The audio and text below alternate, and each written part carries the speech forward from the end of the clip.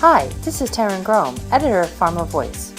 We met with numerous inspirational thought leaders at this year's DIA annual conference as part of our Editors Take video series. I hope you enjoyed this discussion. In this episode, Taryn meets with Stacy McDonald, PharmD, Executive Director, Scientific Clinical Operations, Celerion. Hi, Stacy, and welcome to Chicago and the 2017 DIA Annual Conference. Hi there. Thanks for having me. It's nice to be here. It's our pleasure. Celerion has provided bioanalytical and clinical study support for many of the leading biological drug products on the market today, as well as some of the now emerging biosimilar products. How has Celerion's business changed with the emergence of biosimilar drugs? So as we've watched biosimilars transition to the clinical arena, we've seen a lot of change happen and have an open opportunity to run biosimilar studies within our arena. We already had the bioanalytical capabilities and we already had the clinical capabilities, and we have a lot of experience with large molecules, so we've just put that specialty area to use with these products.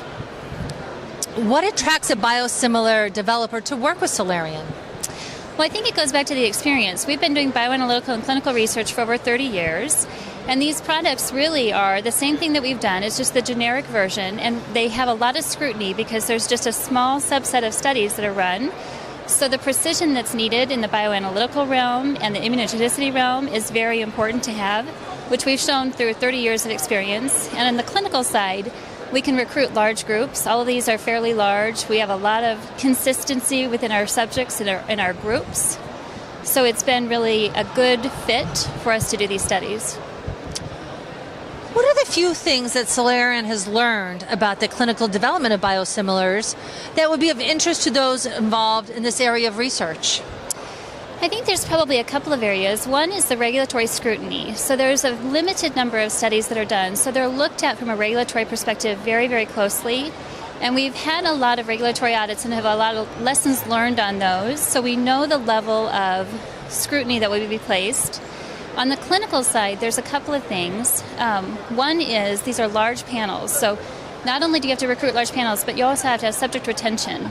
So these are a single injection, and then they also have follow-up for 2 to 3, 4 months downstream. So subject retention is really important, and being able to keep those subjects on study, how do you do it, how do you pay them, is something that we have a lot of experience with and have had a lot of good results.